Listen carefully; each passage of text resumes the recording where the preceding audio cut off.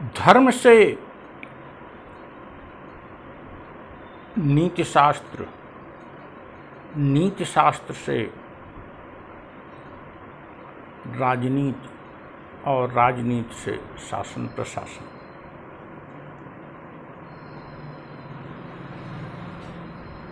If we trace the origin of administration, we will find that the root resides in religion and ethics, and on the root of religion and ethics, the tree of politics originated and developed, and the governance as well as administration are its branches.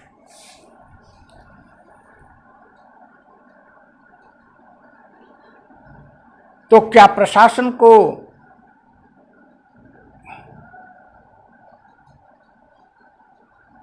धर्म से जुड़े रहना चाहिए, या प्रशासन और राजनीति और शासन धर्म आधारित होना चाहिए? Yes.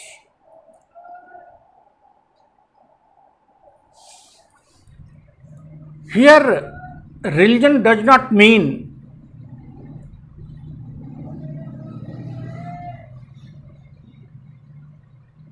Vedas, Bible, Jandaveста, Quran आदि ग्रंथ से। Here religion means the original values, the basic values. यहाँ धर्म का मतलब है मूलभूत मूल्य।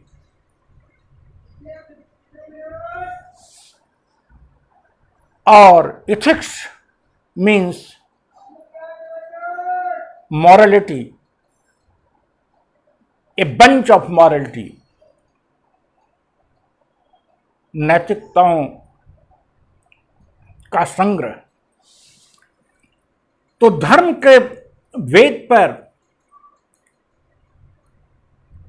ही आधारित उपनिषद और फिर आगे चलकर जो जिन जिन देशों में सभ्य संविधान बने हैं वो उन देशों की धार्मिक परंपराओं के मूल को समेटे हुए। Indian constitution itself contain a large number of basic ingredients of values, of ethics. अगर हम प्रियम्बुल को केवल पढ़ें, if we study preamble, we can become satisfied that it contain the basic ingredients of our ethics. कि इसमें ethics के basic ingredients हैं। सर्वधर्म समभाव, सेकुलरिज्म, मानव एकता, सोशलिज्म,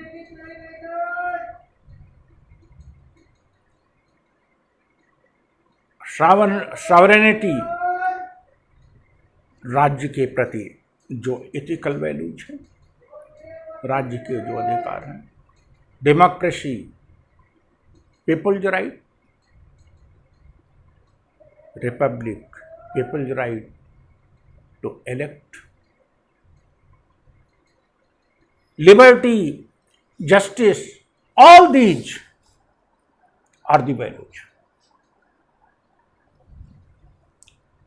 लेकिन ऐतिहासिक दृष्टि से अगर हम देखें तो कई बार उठापटक हुई, यूरोप में भी और इंडिया में भी। इंडिया में राजनीति पर धर्म के नियंत्रण को कौटिल्य ने स्वीकार किया, मनु ने भी स्वीकार किया। और प्राचीन काल से मध्यकाल तक धर्म का नियंत्रण बना रहा, लेकिन धर्म के इतर राजनीति पर चिंतन जारी रहा।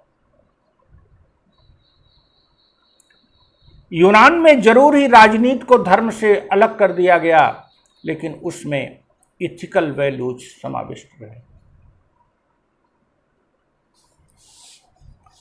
भारत में राजपूत काल में इथिकल वैल्यूज का लोप हुआ, यूरोप में रोमन साम्राज्य में और वहाँ के मध्यकाल में इथिकल वैल्यूज का लोप हुआ।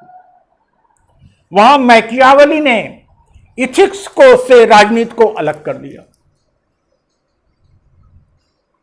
अर्थात धर्म और इथिक्स, कहीं धर्म कहीं के नाम पर, कहीं राजनीति इथिक्स के नाम पर, इथिक्स से अलग कर दिया।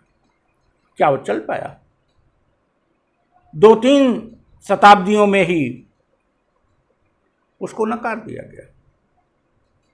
एक्सेप्शनली कुछ रूलर मैकियावेली को फॉलो करते रहे, लेकिन ethically Hobbes, Locke, Rousseau, Austin, Montesquieu, Mill, Bentham जैसे विचारकों ने चीजों को आगे बढ़ाया। इथिक्स के बिना पॉलिटिक्स नहीं रह सकती। यहां भी राजनीति को जब इथिक्स से दूर किया गया तो बहुत दिन नहीं चल पाया।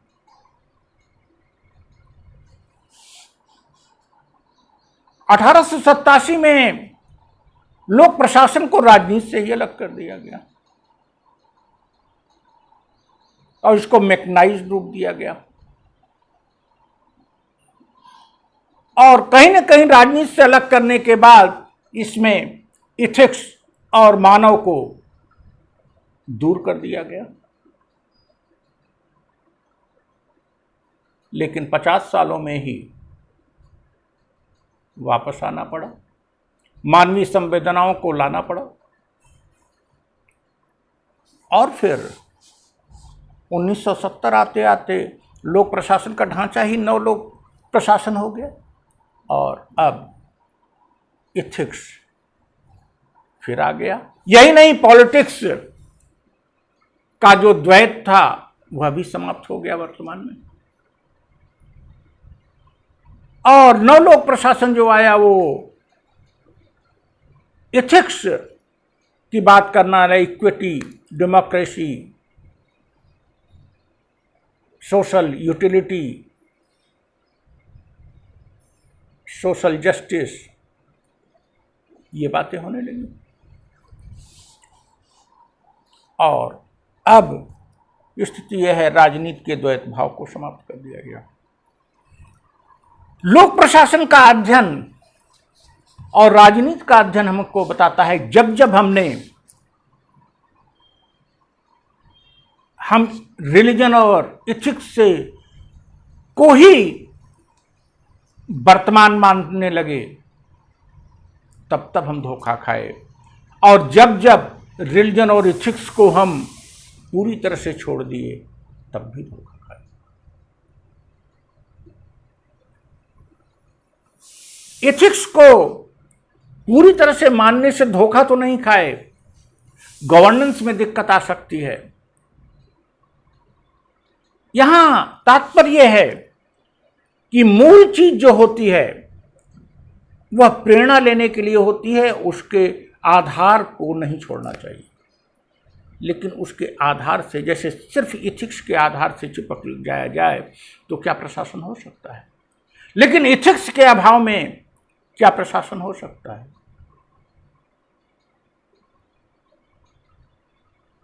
रिलीजन और इथिक्स को समय के अनुसार परिवर्तित करके ही संविधान बनाया गया है, और संविधान के अनुसार शासन होगा तो वो इथिकल भी होगा और वह रेलिवेंट भी होगा।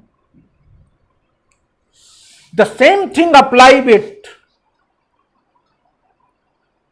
इंडिविजुअल को अपने अतीत से प्रेरणा लेनी चाहिए, अपने अतीत के आधार को बनाए रखना चाहिए, लेकिन अतीत से चिपकना नहीं चाहिए। और अतीत के आधार पर अतीत से प्रेरणा लेते हुए वर्तमान का निर्माण करना चाहिए और भविष्य के लिए सोचना चाहिए।